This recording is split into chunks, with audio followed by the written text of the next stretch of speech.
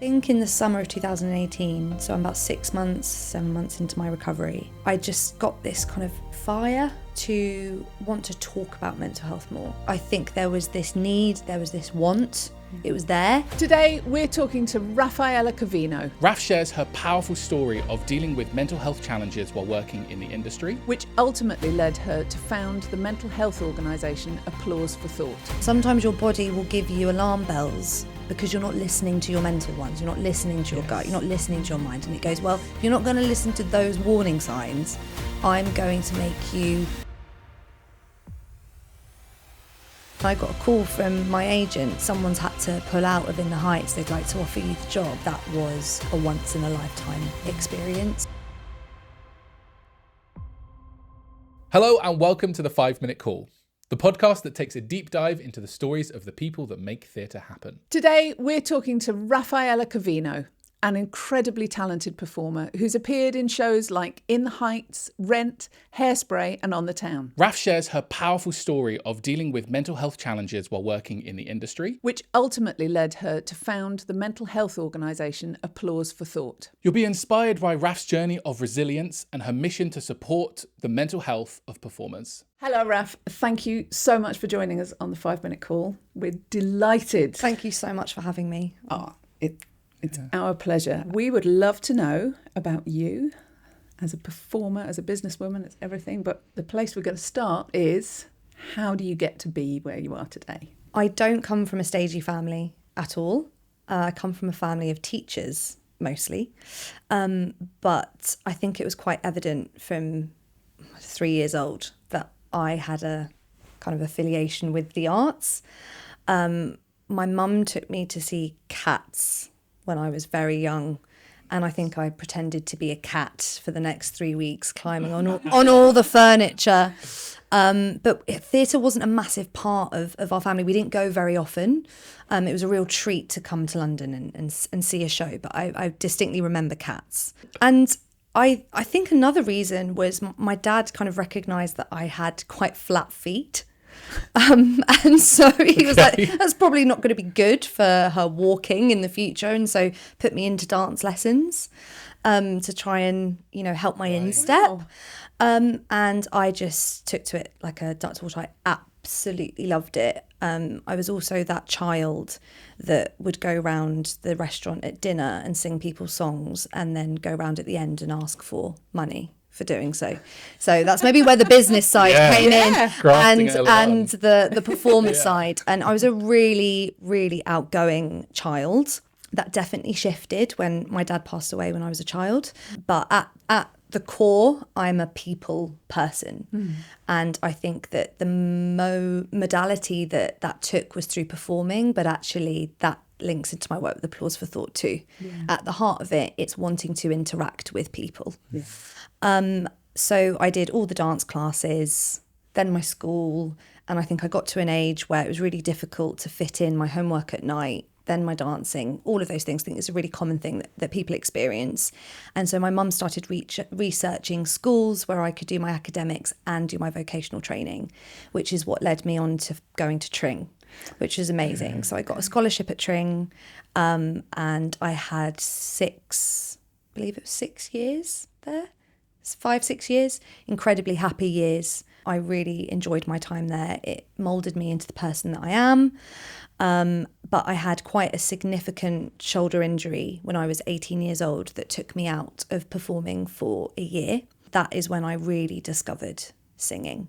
I'd done singing lessons, but my nerves for singing was just... I'm sure you experience that with dancers that have this thing about their voice. I think when you're so used to expressing yourself through your body, you have all of these, a lot of stigma actually around singing. But that, not being able to dance for a year, Tring allowed me to join the musical theatre course and the acting course. And so that is where I really developed and learnt about musical theatre, because I previously wanted to be a contemporary dancer. That was the route I was going down. And that changed everything, because I was like, what? I get to do all 3 things. I get to talk, which I love. I get to talk and sing and dance all together, and it just like blew my mind. And that led me on to then wanting to further my training at the London School of Musical Theatre, which I did for a year, graduated in 2013. And that was my journey into musical theatre. Was Tring nearby, or did you? No, I Did you board? boarded. Yeah, so Tring was about 3 hours away from me. I grew up in Worthing, and it's in Hertfordshire. And that was an incredible experience. I went when I was 13, 14 years old. I have a sister, but she's 17 years older than me. So I've never grown up in a house with another child. And so suddenly being thrust into a dorm with 6 pubescent ladies, the noise, everyone wanting to go to sleep at different times, and I liked everything just as it was. And I wasn't that used to sharing, I suppose, really. And it was incredibly character building. And I mean that not in a traumatic way, because sometimes that phrase can be used. It was character building. No, it was truly amazing for me, and created like a real sisterhood. And so, yeah, it was a brilliant experience. Do you still have friends from there? Yes.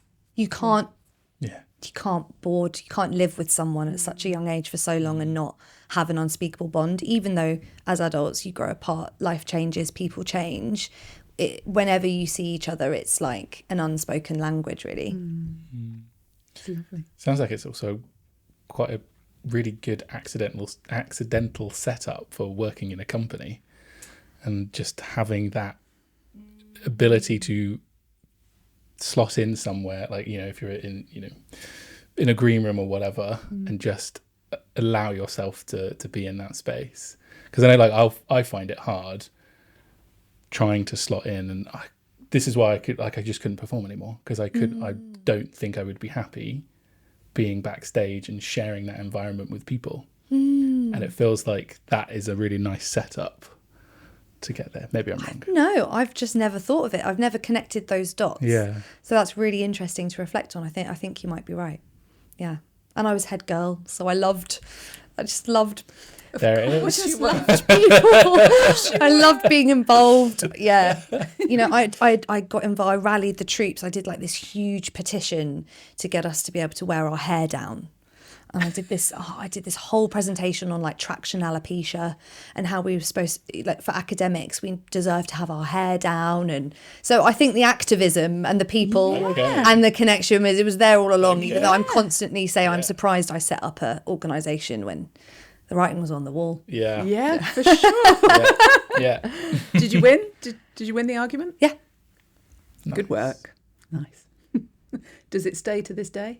I have no idea, but I'm going to do an email check-in on that. I'm going to check in on that. Just checking in that you haven't rescinded my policies. So you come out of LSMT and straight into work, or? Yes. Yeah. Brilliant. Yeah. So I don't think I've ever said this publicly, but now is the time. I owe part of my career to Wedgie, to Mark Hedges. Mark Hedges was our head of dance at LSMT. And LSMT, you've got a real broad range of abilities in terms of dance. Obviously, I had come from a full dance background, so me and him connected straight away. And he was not only the most inspiring teacher, but he taught me about what a dance captain was. Because bearing in mind, I'd watched a bit of musical theatre, I had no idea what a dance captain was or what a swing was at that stage. And he really kind of nurtured me and let me know that that was a viable career option. And he made me dance captain of our end of year show. And he then gave me my first job as his dance captain and assistant choreographer on a Middle Eastern tour of The Sound of Music. I mean, Exceptional. I mean, you know, you're 20 years old, graduating drama school, and your first job is doing The Sound of Music in Beirut and Jordan and Cairo. wow, how was that? Amazing. I mean, mind-blowing.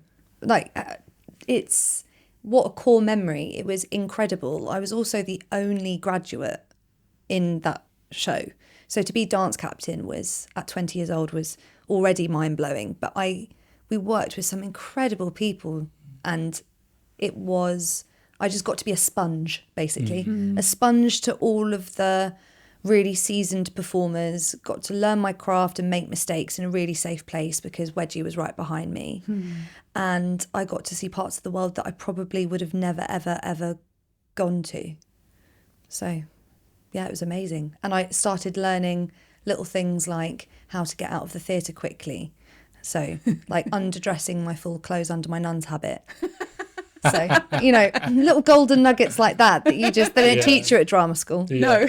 How do you prep to leave the theatre quickly after a show's finished? I love it. I love those little hacks. And of course, being away from home, you were presumably quite used to already, so not such a shock. Yeah, yes. I think that's I think that's why I've always coped quite well with touring, actually. Yeah. Again, haven't connected the dots with that. Obviously being at boarding school and being away, I'd really learned the skill of also keeping in contact with people. I still have friends that I went to primary school and nursery with, even though I left school at 13 years old, because I'd had that practice from Tring, and it meant that when you do see your family, when you do see your friends, it is all that it's more special. So yeah, it's probably why I enjoyed touring. Looking back, I actually think that was incredibly brave. Yeah. And I think I hadn't learnt to overthink yet at 20. Yeah. I feel like I had more, not get up and go, that's not the right turn of phrase, but I was like, yes. Yeah. Didn't have time to overthink, whereas now And I'd you be had like the thinking of all the reassurance weighing up the options, the pros and cons, all of that.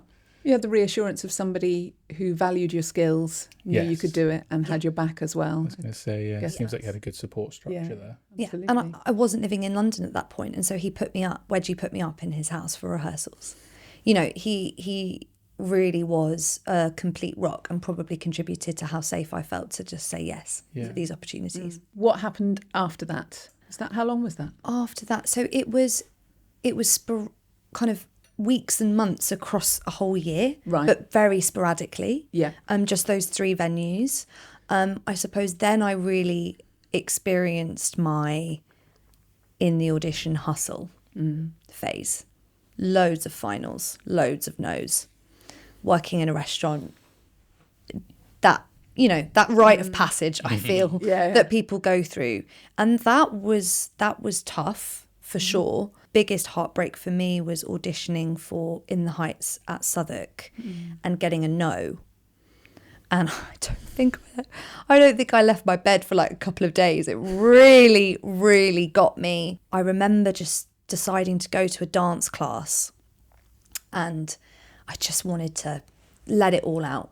I just wanted to reconnect to my craft and just dance it all out. And someone dislocated my finger in that class. My arm was coming down and their leg was going up, and my finger, this finger here, bent backwards. So it was touching here. So it was fully dislocated and broken. And I got a call from my agent saying someone's had to pull out of In the Heights. They'd like to offer you the job. I was just there like, you are joking.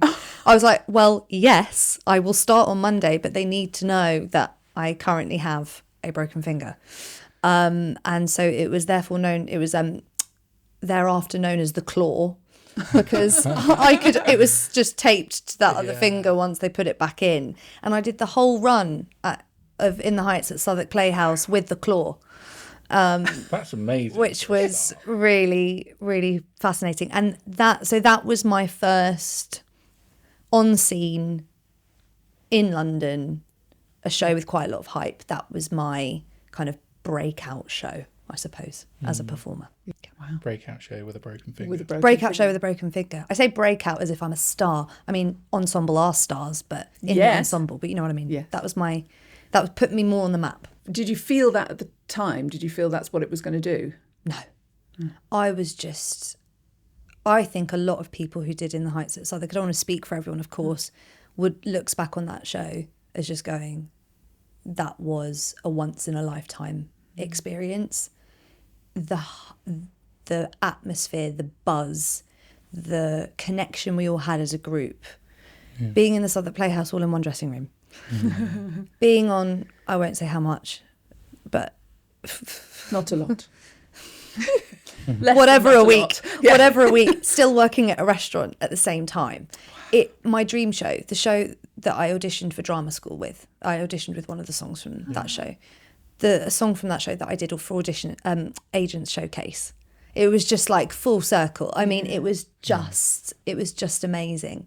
So I definitely knew I was part of something special, but I wasn't even thinking about what it would lead to, or for myself, or for the show. I suppose you don't really in the moment, do you?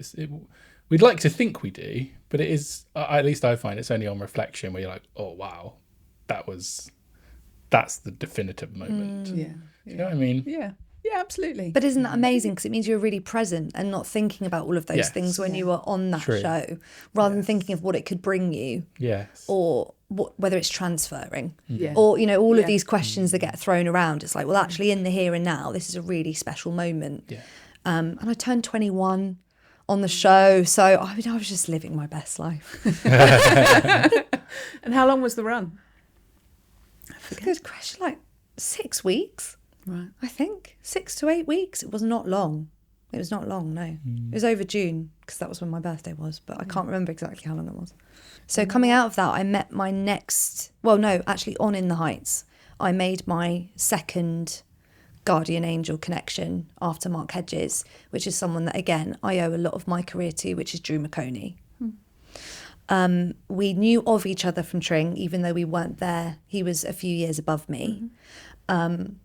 But we'd connected because he judged one of the cups, one of the kind of in-house competitions at Tring. And he'd started a dance class that I went to back when there was only like 6 of us going to it. And, now he does a dance class at Pineapple, and there's like a waiting list. A waiting list of 100 people. And he is one of the best eggs that exist in our industry. He is light as a human. The way he runs his auditions, the way he runs his rehearsal spaces, his collaborative nature, on top of his immense talent as a choreographer and creator and director. So I was lucky enough, obviously, to have him at the helm on In the Heights. And he gave me most of my next jobs. So after that, I did Hairspray. Actually, no, we're missing one. I got offered a lead part in Fame that was doing a tour of Italy. So I thought, oh my goodness, well, this is amazing. My Italian heritage, Italian tour, lead. But something, and I don't even know if I should be saying this, my agent was so supportive. I arrived on that job and something did not feel right inside of me immediately. I'm not saying that was anything to do with the production company, but something felt really, really off. And I had this like huge gut instinct that I could not do this job. And I spoke to my agent and he managed to get me out of that job. And the following week I auditioned for Hairspray and I got Hairspray UK tour. And that job gave me not only my first touring experience, my first experience doing 8 shows a week for 10 months on the road, another big musical under my belt that was going to be great on my CV, my first time covering. I also met some people that will be like bridesmaids at my wedding. So it was the absolute right choice. But yeah, I did actually have a little potential job in between that I then pulled out of really last minute, which wild, is isn't it? weird. Because it's like, you talk about this all the time, about those moments that it could go either way and the whole trajectory of your life could be completely different. And it blows my mind to think that somewhere in a parallel universe there is a version of you that took that job and is probably living an incredible life. Probably in Italy. My fantasy is that I met an Italian there. And I don't know, I'm living in, I don't know, I've gone with that. I'm very happy with my partner. Let's just say that. I was just going to say, let's Mikey, if you're listening to this, I love you so much and I'm so glad it's this universe. But yeah, she's gone off and she's living in Italy. I don't know, setting up a company in Italy. Who knows? Yeah. It exists somewhere. Yeah. In the vast multiverse of things. I just think I don't know. I love those particular moments. When somebody says that, I'm like, oh, there's so much here. Yeah. Because it could, there's so many possibilities. And it's, I think that's amazing that you listened to your gut at that age. Well, this again, because there must have been so many things saying to you, just take the next job. You're lucky to have got a job. Yeah, I've never. I think I said this to you. I've never actually been interviewed or had a chat with anyone about my life fully. It's always been centered around applause for thought. Yeah. And this is so special for me, can I just say, because I'm connecting so many dots and actually having so many realizations of how brave I was back then. And you really forget that. Yeah. You think that you're at your most brave and most wise now, when actually I was probably way more in tune with my gut then than I am now, without all the overthinking that comes in. But yeah, I've never reflected on that, and I do think that was incredibly It was remarkable, brave of me to know, and amazing of my agent as well. Yeah, fresh grad, still finding their feet. Yeah, because you could so easily have been told, "Shut up, get on with it. Absolutely. You're being ridiculous." So to have that full support, for me, I thought was pretty amazing as well. Are you still with that agent? I am. Never left. Very good. I wouldn't. See why? I wouldn't believe it. To that one forever. Yeah. This episode is sponsored by Vocality, a specially formulated blend of tea for professional voice users. Each ingredient has been carefully selected to help you soothe and take care of your voice. Vocality is naturally caffeine-free, suitable for vegans, and does not contain any artificial flavours or colours. Vocality is the secret to vocal clarity in a cup. So Hairspray all over the country. Yep, all over the country. Wowee.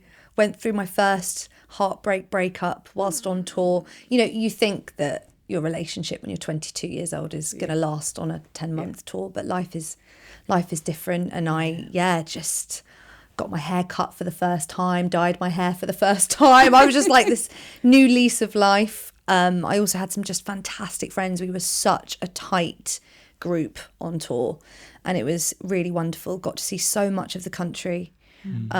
Which I loved doing. I'd never been that north. I'd never been that north. Birmingham was north to me. And so to get to explore Wales, and I know that's not north, but that's across, but Scotland and, all of these amazing places. And it was fantastic. And touring when you're 22 and the digs situation wasn't what it is now, it was fantastic. I think touring now is slightly different, but back then it was brilliant. What are your top tips for touring?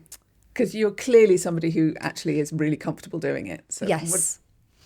So top tips for touring is in when I say fantastic city, I'm not saying that all cities are fantastic, but in those cities where there's loads to do, you can afford to scrimp back on your digs because you're going to be out exploring a lot. But in those digs that are slightly, even if they're in the countryside, or if they're in a smaller city where there isn't as much going on, spend a little bit more on your digs, turn it into a bit of a retreat or a bit of a holiday, or have a really nice place for you to be able to come back to, invite people over, have games nights. That was a little trick that I think is really useful. That's a fantastic Try tip. to be smart and try to give yourself those checkpoint moments. So I would spend less on maybe 3 weeks, and then every 3 weeks I'd have a treat venue.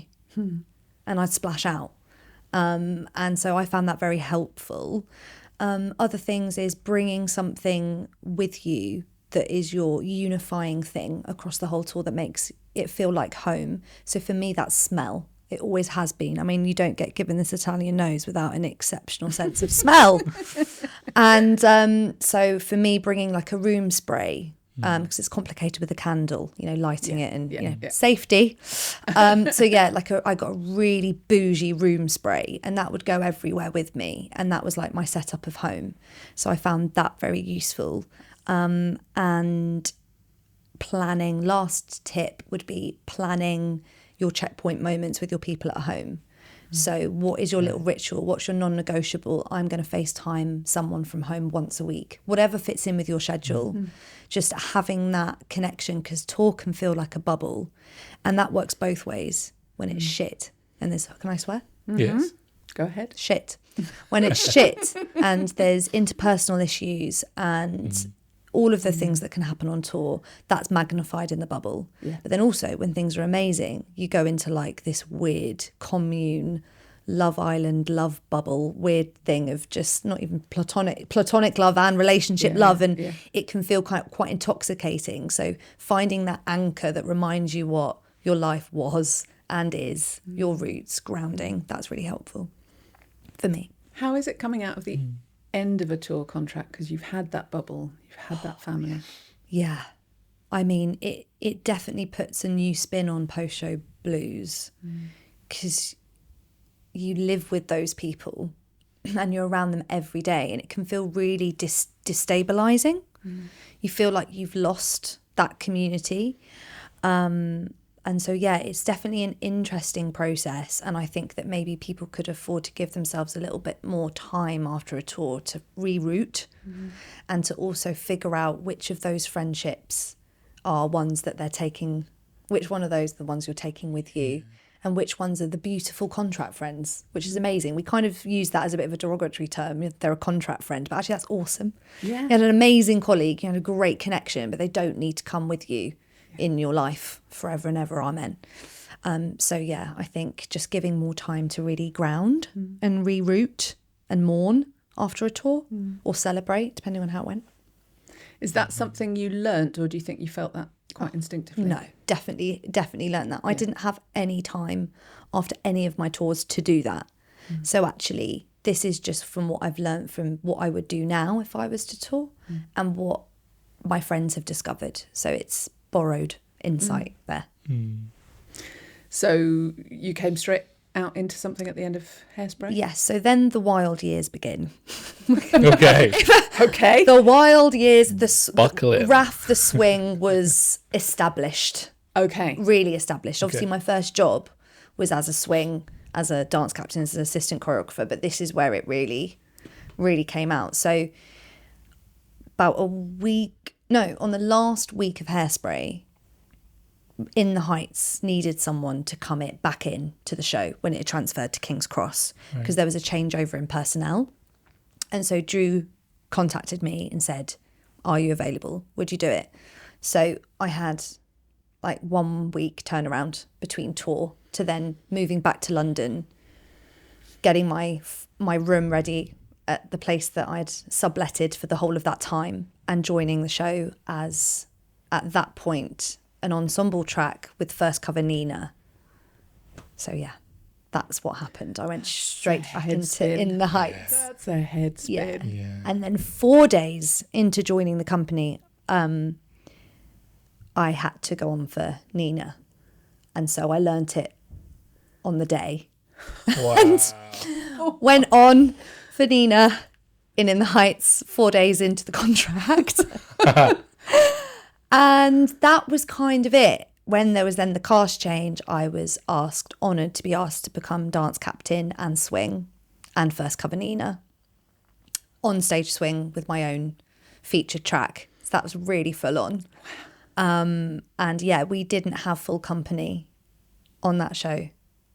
I don't think once, maybe the opening night of the new cast and then the closing night. So it was my first experience of what it is like to be a dance captain, show cutting, swinging, literally doing show cuts with people when I've got to be on for Nina that evening. It was pretty wild. That's intense. Yeah, super intense. I was on that for 9 months. Seemingly so rewarding. Like information dense, learning dense, but presumably out the other side of that, reflecting, there's quite a lot that you can Oh my goodness. draw from it. Yeah, I mean, again, no direct fault of the show itself, but this is the moment. It was on this job that I started developing my anxiety disorder. Okay. Because my brain and my want to be able to spin all the plates was not keeping up. Like, no, my ability to do it wasn't keeping up with my want to do it. And knowing how, I logically know how to spin all these plates, but I can't keep up. My nervous system can't keep up. It was really full on, but it made me the dance captain that I am now. I made so many mistakes and I learned so much about people and so much about making maps and how hard it is to make maps on a show that's was it Traverse and this audience on each side? Yes. Is that correct? Yeah. And in a tent. And, Yeah. you know, and not loads of offstage swings, all of these sorts of things. So, yeah, I learned a lot of skills, but it also definitely unlocked something in me that had maybe always been there in terms of my anxiety. Are you okay to talk about it? Yeah, absolutely. What would you like to know about? I think a lot of people will be silently experiencing potentially similar things. Yeah. And I think it could be useful to understand more about what that experience was like for you, and then how you have now managed to deal with that. That's such a good question. I've never been asked that before. Okay, so I, just for context of seeing how long that then went on for before my break point, I didn't seek help and I didn't leave the industry until the end of 2017. So all of these symptoms started really in the summer of 2016. So that's like 18 months of these symptoms before breakpoint. And on reflection, some of those signs and symptoms were my frequency in being ill. Random events happening with my health that I'd never had before, going over on ankle. Right. Which I know people would be like, well, that is random, but not when it's because you are so tense. Not when it's because you are rushing a quick change. It's where I learned how to quick change properly. Well, on Hairspray as well, but compounded on this, I learned how to quick change completely calmly, because the more that you're agitated, the worse it all gets. So falling over, going over on my ankle, I lost weight, even though I was eating loads. Colds, waking up with a crick neck, and that all came to a head when, in the middle of the night, living with Fran, because I know that you know, living with Fran, I woke up in the middle of the night and I couldn't breathe, and I managed to crawl up the stairs, and she called an ambulance, and I got rushed into hospital, and I actually had quinsies, so I had throat abscesses, and they were like, this looks as if it's been developed through stress. And then I had to be off the show, but I was cutting the show from hospital. Oh my goodness. And I returned from being off, and I still had this ankle injury from going over my ankle. I just got back from Quincy's, and I was on Fanina, that show, with a cut show. Oh my goodness. And just all of that happening, with all of those feelings of letting people down and wasting this incredible opportunity, and just ruminating that I was not good enough, I was not strong enough to cope with the demands of this show, or the demands of the industry. And I think that really affected my self-esteem. I was also in a very, just to say that it wasn't just the show and these circumstances, it was a very supportive team, but I also was going through a relationship that was very unhealthy for me, that really affected my self-esteem. So all of that compounded, and the fact that I was, 23 at this point, and I'd gone straight from Tring, straight to LSMT, straight into work. I graduated when I was 20 years old. There was no gap. There was no freedom in there, When you've been to boarding school since you were 13 and studying in that level of discipline, 8:30 to 8:30 days, you are kind of just in this, there's no room for error. And I think that I was just a pressure cooker, desperate. Oh, my perfectionism as well. Perfectionism, just all of that compounded. I was just a pressure cooker waiting to go off. So that's how it showed up for me, needing so much validation. Was that show cut okay? Yeah. If people weren't joining in with my warm-up, was my warm-up not good enough? Yeah. All of those questions. Yeah. Yeah. So it did come to a head. It did come to a head. Because on the last day of In the Heights, they needed an emergency swing on Rent UK Tour, which is a show that I'd auditioned for and not got. And they called me up. I think hearing that I'd gone on for Nina in 4 days. Yes. And they were like, do you She's good fancy in a coming on crisis. tour Yeah. as offstage swing? Although I was only off stage for, I think, 4 shows in the whole 5 months of the tour that I did. So all of a sudden I'm on my last day of In the Heights and I'm looking at joining Rent UK tour, sorting digs, leaving London again. So I joined that, and that, when I reflect on that production, it's out of body. So much joy. One of my dream shows, getting to work with 2 really good friends that I went to Tring with, and we'd just done Hairspray together. No, 3 of us that had done Hairspray. But I was seeking validation, socially very awkward, unable to fully be myself, wanting to prove myself. It was a complicated tour anyway, with some historical things that already existed in the company before I joined. And it was all a bit of a blur, really. And then one show, we were without a Mimi, and they asked me if I'd learn it that day and go on that night. So I did, and I didn't cover it at all, wasn't in my contract. And then after that, they gave me the Mimi and Maureen cover. So I then went into cover rehearsals to then officially cover them both for the rest of the tour. And then on the last day, you're going to think I'm making this up, but it's on the last day, on the Saturday, in Tunbridge Wells, I get a text from Drew McConey saying, when do you finish Rent? I was like, oh, today, Drew. It's like, do you fancy coming to be a swing on the town at Regent's Park? We've got quite a few injuries, which is, again, a show that I auditioned for and didn't get. So most of the jobs on my CV, I did not get. First off. First time round. I didn't get the first time round. Yeah. So I think I always like to share that, because some people can look at my CV and be like, oh, and I'm like, no. I actually didn't get any of those. Yeah. Do you think that fed into the problems you were having mentally? Of course, because then what I learnt is that my worth as a performer, my worth as a person is only to help. It's only to serve. I'm only useful when shit has hit the fan, and I have the sort of brain that can learn a track really quickly. And I started to really question my talent. Like, am I good enough to just audition for a show, sing, dance and act, and them say, we want you to be in the first company? You know? And then I joined Regent's Park on the town, and I learnt the show, and I went on that evening for a few numbers. And I remember being backstage and just hearing the overture. I'm like, oh, I've never heard, this is amazing. Like, in costume, just hearing things for the first time, and you're like, oh, how am I about to step on this stage? But I started, this is when it all started to go downhill. My brain was slowing down.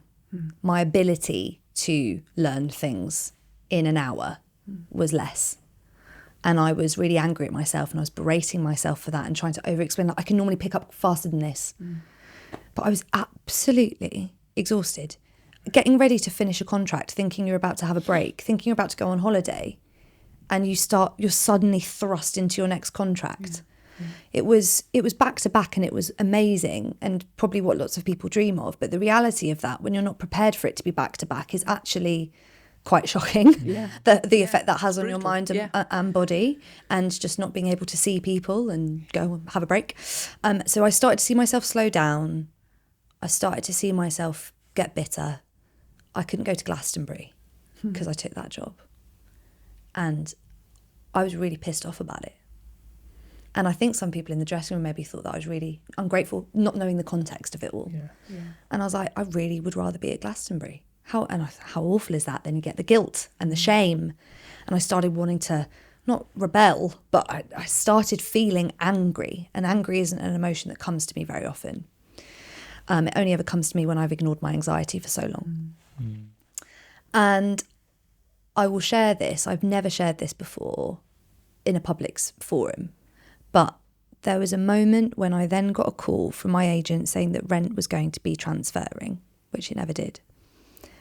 But yet they didn't want to have any swings on it, and they weren't going to bring me forward. And I'd literally saved their ass how many times on that show.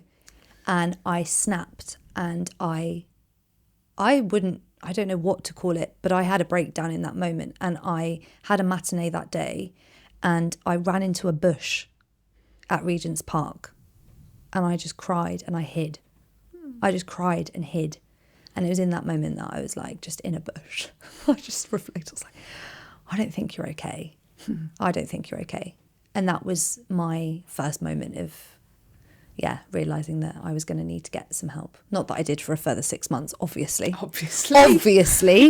But that was, but that was the moment, hiding in a bush, that I went, this probably isn't right. This probably isn't normal. Yeah. Yeah.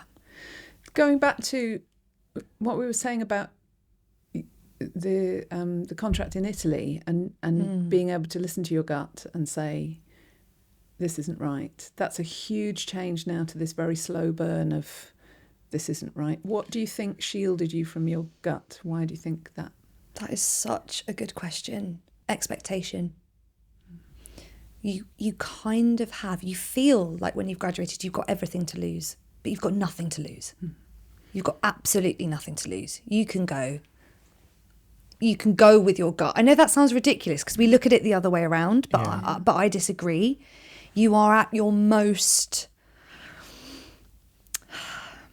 in a weird way, at your most authentic before the industry's got to you, before you've made connections, before you then put expectations of yourself, before you start setting goals, before you start truly comparing, because you do compare yourself when you're graduating, but comparing yourself to other people you're in a show with and covers and all of those politics and things that come into it. I think that had a huge effect. And that how on earth, to listen to your gut, you have to be still, even if it's just for a moment, because you have to quieten everything else down first. Where was my opportunity to be still in all of this? It was just one thing after another. So it was everything was here constantly. Yeah. So I was never, ever able to stop and actually listen to what I wanted, how I felt about these things.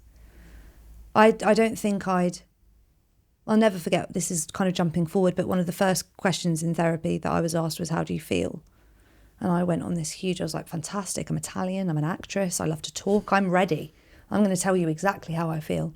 And he stopped me and he said, well, you've just spent the last kind of 10 minutes telling me what you think, not how you feel. When you say how you feel, it's normally 1 or 2 words or a sentence. You are intellectualizing how you feel. You've made an opinion on it, and then you're telling me that. And I was like, oh, so I haven't actually connected with how I feel in like a decade. Cool. Cool. So yeah, in answer that I'd lost her. I'd lost connection to my gut. Which presumably has a huge impact on your ability to perform. Yeah. The nerves started creeping in for auditions, imposter syndrome, all of those things. Bravery in my choices, my want as well to work on my craft. That didn't want to go to dance classes, didn't want to do singing lessons. Started falling out of love, I suppose, with it all. Understandably. Because I think it ties into what you picked up, that I thought that my only worth in this industry was to save the day. Yeah. And actually I got into it because I love performing. And if I'm not well enough to save the day all the time, if my nervous system can't keep up, then what worth do I have in the industry? So yeah. Did you have anybody around you saying, I don't think you're okay? If I say no, that makes it sound as if I don't have supportive people in my life. No. But I just think that even when you go back 6-7 years, mental health wasn't spoken about how it is now. Yeah. And it just wasn't in my vernacular, and it wasn't in my friends' vernacular. Yeah. So we didn't speak like that. And also, even though I'm an open book, how I always describe myself is that I'm someone, people always describe me as emotional, which I find really funny because I don't actually feel on a core level my emotions all the time. And I describe myself as being someone that people think that they know so much about me, but actually they don't. And that's well orchestrated because of what I choose to share and what I ask about other people. And so no one knew that I ran and hid in a bush. Right. I was crying in a bush. So a lot of these thoughts were really internal at this stage. So yeah, I didn't have people around me because I wasn't sharing how I felt. So how did you come to get help? I was doing Cinderella at the Hackney Empire over Christmas, Panto. Amazing people, amazing experience. But I developed my new latest illness, which was IBS. And I was convinced that there was something physically wrong with me. I was having these headaches. I had no control of my bowels, literally having to hold shows for me to be on the toilet. And I was that's when the depression really set in. Not that I knew it was depression at the time, but just sadness. Because obviously when you've been anxious, when you have been chronically anxious for 18 months, you're going to be sad about it. Yeah. But because anxiety gave me so much adrenaline, I didn't see it as sadness because I never wanted to stay in bed. I was pacing instead. And so I assumed that depression was slow and that depression was reclusive and you'd cry. Whereas I was, eyes wide, shaking, tremor, all of those things. So I didn't think that I was depressed, but I was desperately sad. And it was Christmas Day. How cliche is that? It was Christmas Day on my 24 hours off from Panto. And I completely broke down. Kitchen floor reset, I call it. When you have your breakdowns on a kitchen floor, normally of one of your parents' houses or a trusted friend's house, or on your own kitchen floor nowadays for me. And everything comes tumbling down. And I just let it all out to my mum, and she was phenomenal and helped me make the decision that I needed to call my agent ASAP.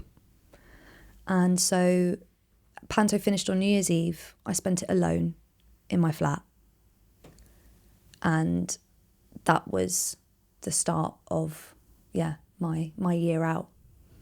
And called my agent and said, I need time off. I can't tell you how much, but I need time, not a week, not 2 weeks, not you getting in contact with me for this odd AV check if something comes in. I need a break. And that's what we did. We did a year. A year with no performing work, and he was incredibly supportive. What did you do in that year? I learnt who I was as a person. That year was getting to know me. That sounds cliche, and I'm aware that comes with so much privilege, that I was able to take a year out of performing, but I got a job as a receptionist at British Airways Pensions and Intertalent, the agency, and I had a fantastic time there. And I worked 1 bar shift a week at the London Palladium.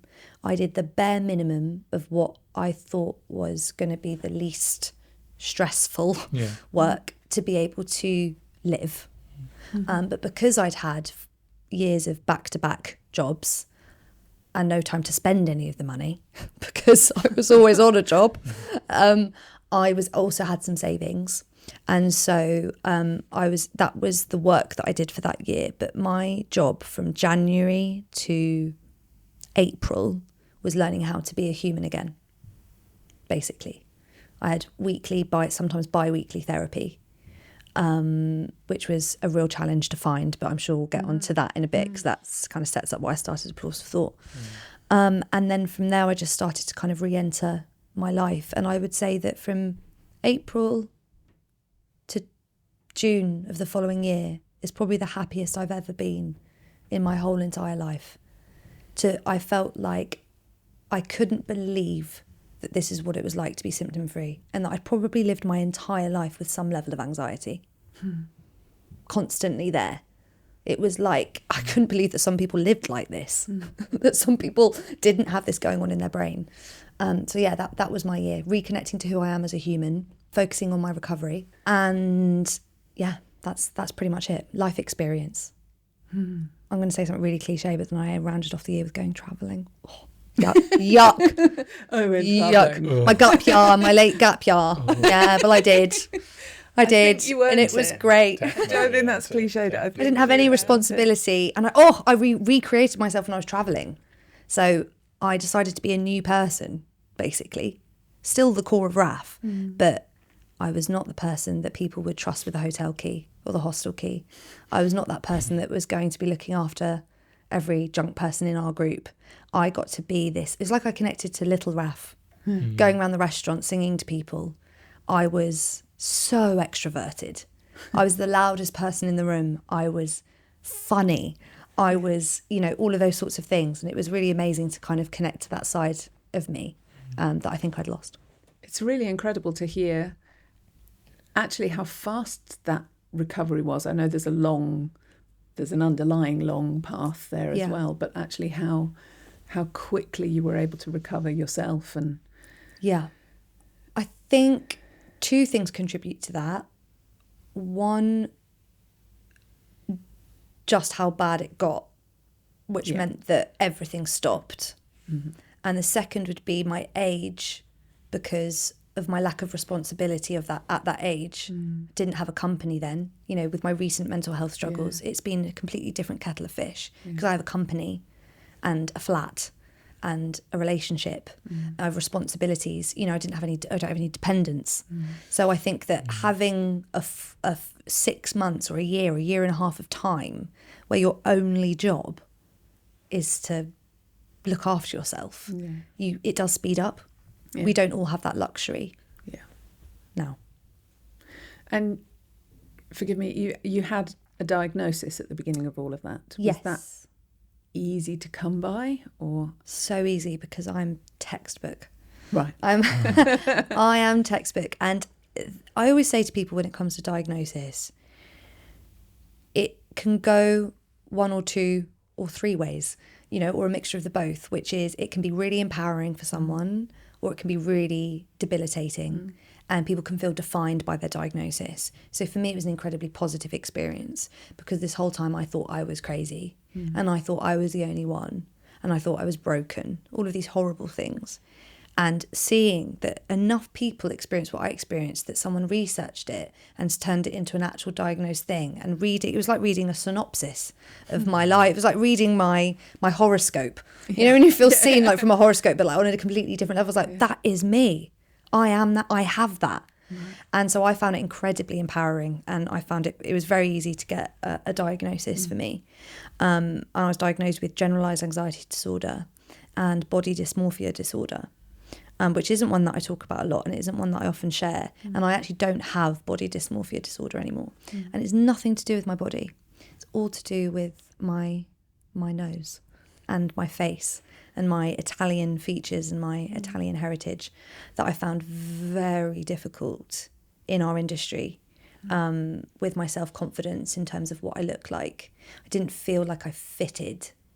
And maybe that's why I wasn't working. Maybe that's why I wasn't first cast. Is that, was my look too exotic? Was my look too I didn't feel like I fitted that cookie cutter. I was always told, you look like more for modern shows. I was like, is that because I don't look beautiful enough to be that MGM, that MGM girl?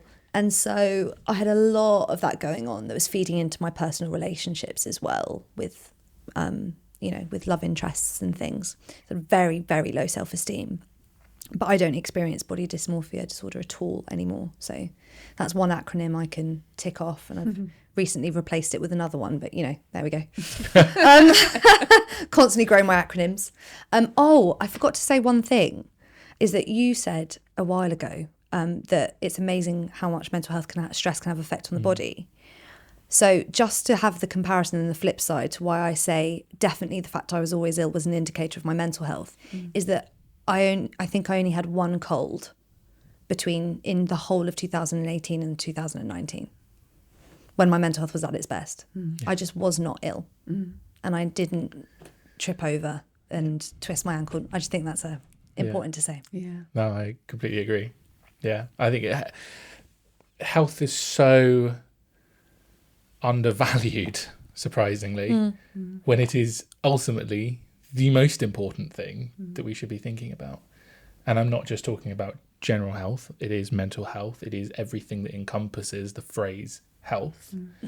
And look, there is no perfect health.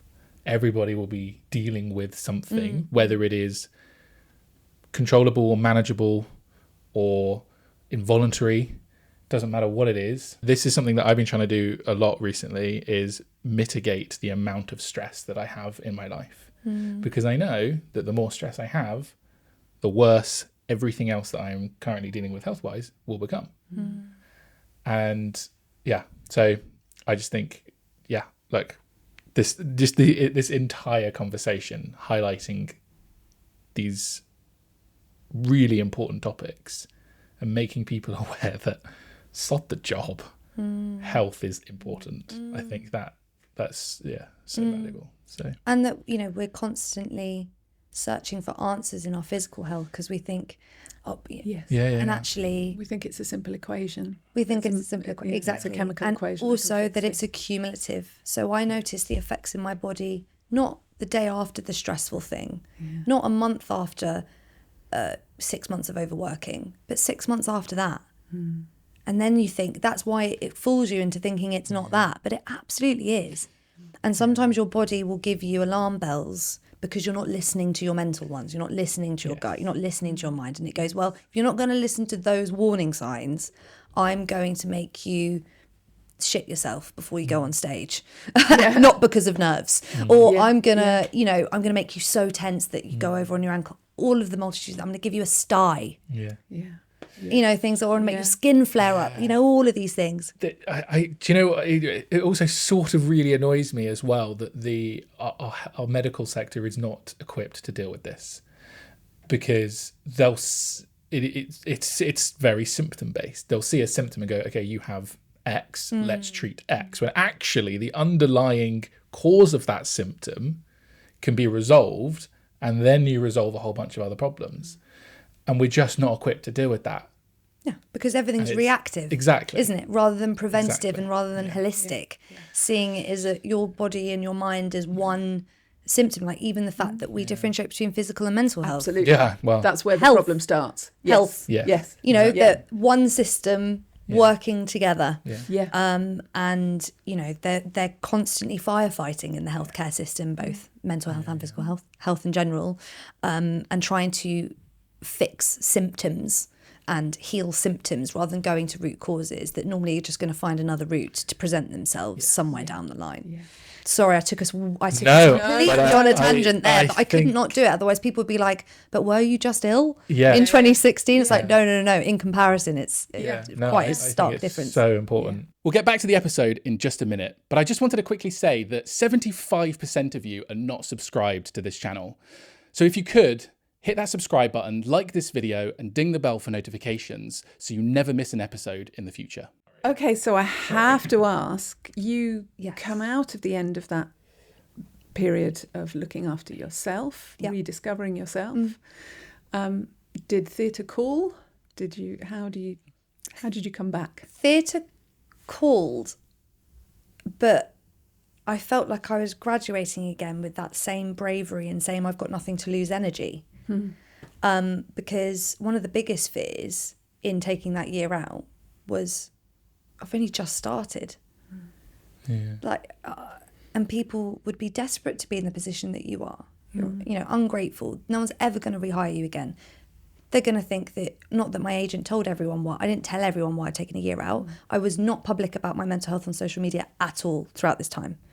Let's just say that as well. So no one knew. People just thought, I don't know, just going on holiday a lot.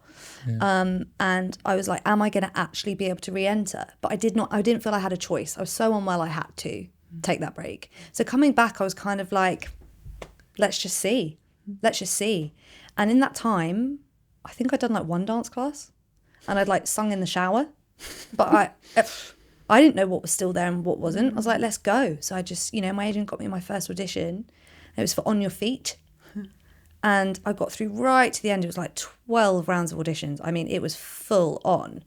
But the confidence that I had And it's so fascinating. It then led on to so many auditions, and one for a show that I'd auditioned with for every single year since graduating and being cut first round. And I got to the finals. And I was like, but my voice is nowhere near as in shape. I can't kick my leg as high. I haven't been working on my craft for a year. Not that I want to promote that people, take a year off working. Don't worry about it. You know what? Just don't work on your craft for a year and you'll get into that show. Not saying that at all. But I'd focus so much on my talent and preparing my talent at drama school, preparing my talent, always focused on that and not on my mind, that actually maybe the panel could feel that I was anxious or that I wasn't confident. And now I had that. Now I had this self-esteem for the first time. Panels felt it. Yeah. And it really just was that missing puzzle piece. And I got loads of no's, loads of finals, but I was having the best time. And I felt like to go into an audition room for the first time when you'd been in the industry for 5-6 years and you actually felt present for the first time ever. Yeah. I was like, unbelievable. And then I eventually booked a job in the June, which was not a musical at all. It was the transfer of Peter Pan that was at the National, Sally Cookson's Peter Pan that was going to Troubadour. And they needed someone with a very specific set of skills, someone who was an actor muso, someone for the gender balance. They wanted the dance captain to be female, and they wanted someone who'd been dance captain several times, someone who'd also been a swing. All of these things came together and I fitted the bill, and I was lucky enough to get the job. And that was my first job back, not on a musical, in this play environment. It was just phenomenal. It was absolutely amazing. I couldn't believe it. Came back from the first day in tears because I couldn't believe that's what it could feel like. That all those times I was so... Sorry, I feel like I'm really expanding on this point, but I'm hoping this would be useful. Yeah. I'd come back sometimes from first days of rehearsals on other jobs and be so sad because I thought it was supposed to be fun. I thought I was supposed to be happy. I thought this was what I wanted. I thought it was going to feel a certain way. Why? Why don't I feel this way? I'm so lucky to be here. Why am I so sad and anxious? And yeah, it was all unlocked for this one because it was just incredible. How wonderful that was your first experience back and not, there could have been some scary ones out there. Yeah, the show closed early and we had so many issues, but I felt so resilient. Yeah. I felt like I was able to handle it all. I had so much confidence in my decision making and like my ability to bounce back, and I was just present. That's all I can describe, because when you've got generalised anxiety disorder, you are living in the future. It's all you're living in. Always living in the what if and the worry. So to just be present, it's just amazing. Did it feel quieter? I felt peace for the first time. There was moments when I don't even cognitively remember thinking anything at all, which is just so lovely. I feel like my thoughts were cut in half, which was just such a nice place to be. Yeah, and I was able to be my authentic self. Yeah, it was lovely. Did you already have the germ of the idea of applause for thought at that point, or did oh my goodness, we've completely missed applause for thought out.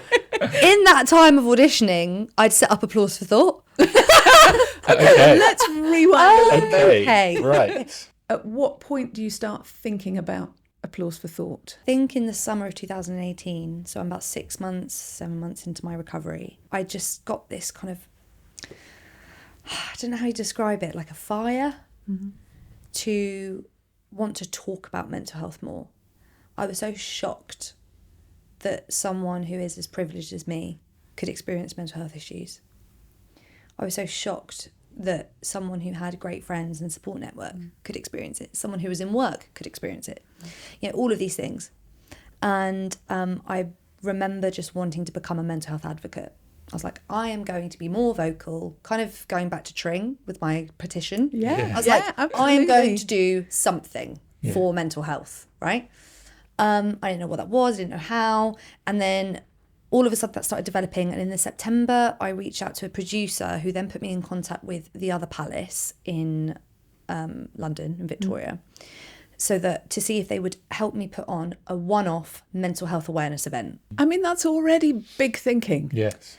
It's not just, I'm going to talk about mental health when I am on a contract. That's No, we're going to hire one of the London venues and we're going to have a symposium about... I bring it all on myself. This is the thing, is that you're literally on a year out because you've hit clinical burnout at the ripe age of 25. Yeah. And you've thought, you know what I'm going to do for that? I'm going to put on an event.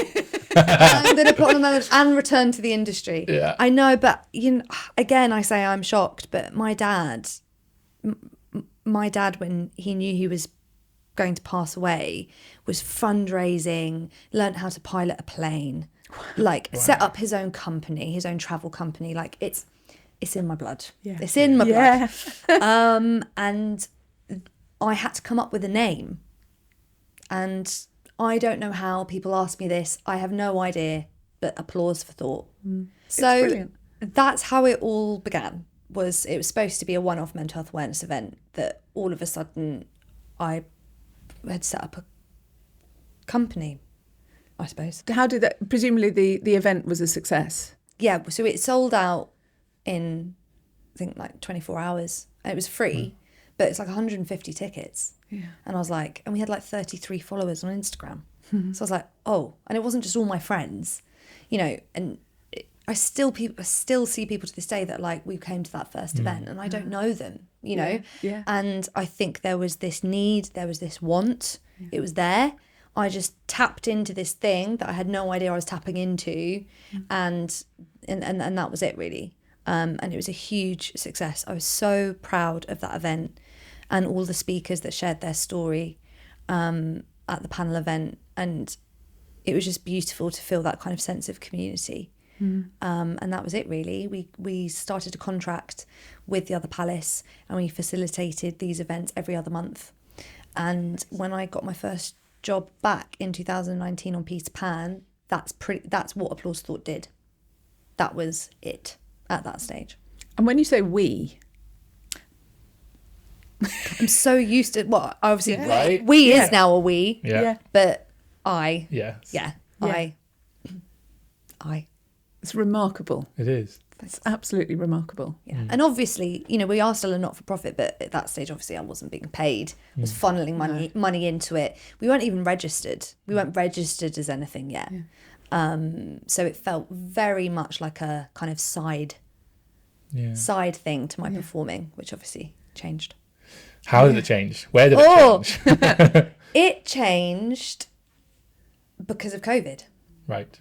Because I was on a tour and I was already finding it pretty difficult to try and look after and grow Applause for Thought whilst being a dance captain associate swing. But was on a job, obviously the show finished. We all thought it was going to be 2 weeks. We know the story, we all thought it was going to be 6 weeks, whatever. And so for the first time ever, I had all this time to be able to dedicate just to Applause Thought. And I just thought to myself, what would happen if I did spend all my time doing it? What could happen? And the next phase in our development was starting our mental health first aid training. So I qualified as a mental health first aider, and I picked the instructor at random because I liked her name, Kate Baum. I thought it was lovely in the mouth. I was like, Baum. I was like, it's very nice. Bit of you too. Nice vocal warm up. Yeah. And she was amazing. And I just dropped her a message saying, look, it's the pandemic. All of the arts industry has stopped. I'm trying to grow my organisation, Applause for Thought. I will pay for it. Will you do a free half-day mental health awareness course? And it sold out in 17 minutes. Wow. Mm-hmm.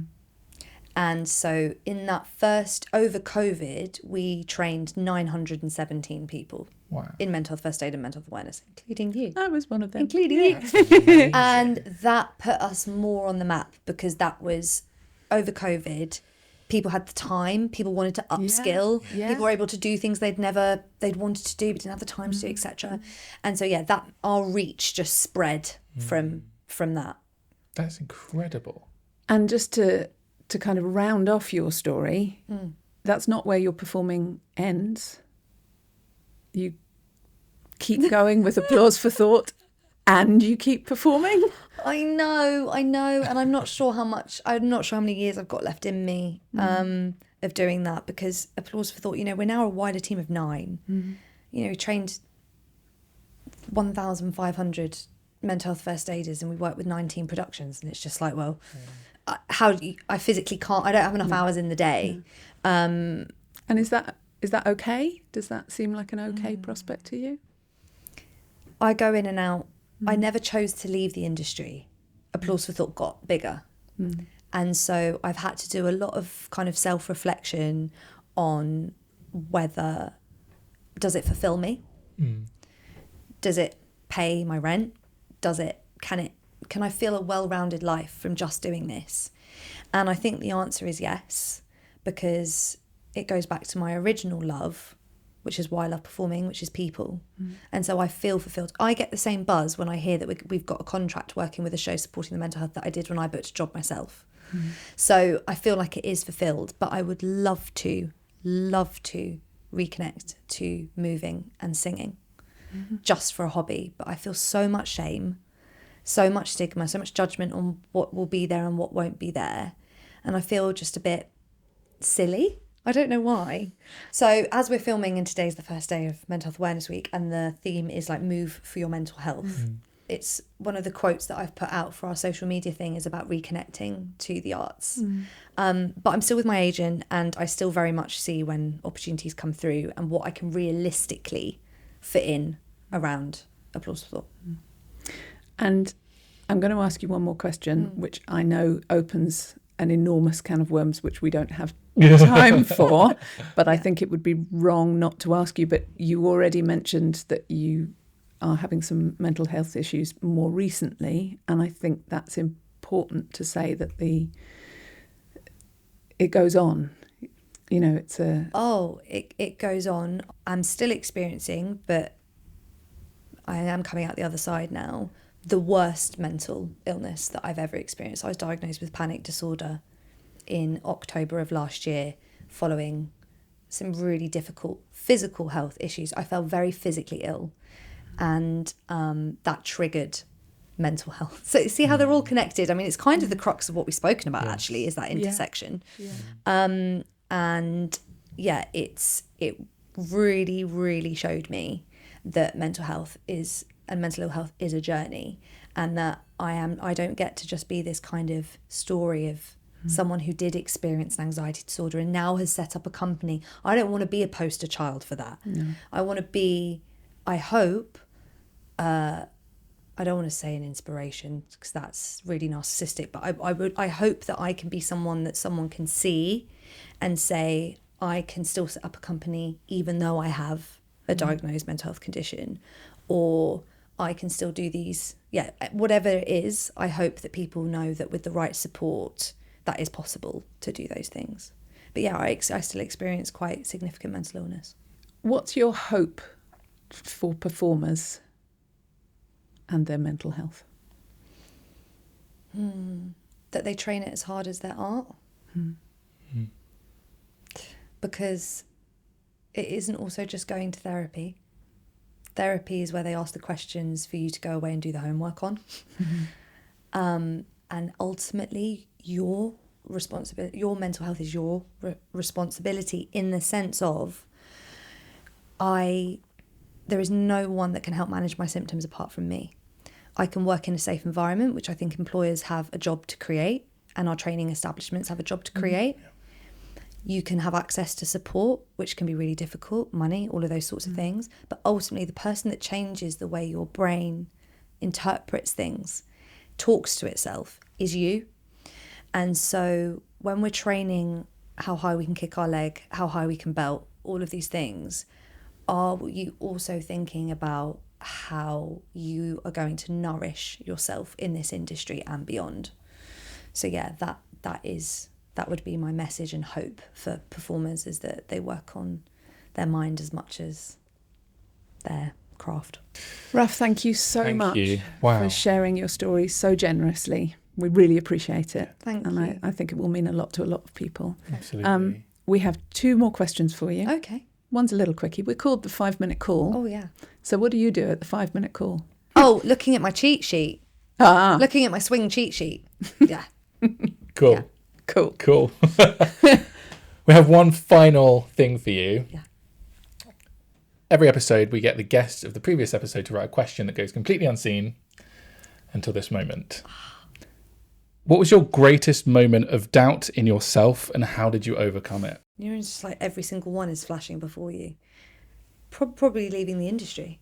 Probably putting that pause on the industry, just not knowing what would come. And unfortunately, what helped me overcome it was the fact that I felt I had no choice, which probably isn't very useful. But it forced me to kind of close my eyes and dive. And I think sometimes that is the best thing we can do when we doubt ourselves, is to do it anyway. Wow. Oh my goodness. Thank you, darling. Thank you so much. So much. We hope you enjoyed this episode of the 5-minute call. Don't forget to hit that subscribe button, like this video, and ring the bell for notifications. Your support really does help us bring you more amazing stories. If you are or have been affected by any of the topics discussed in this episode, please see the show notes below for some helpful resources.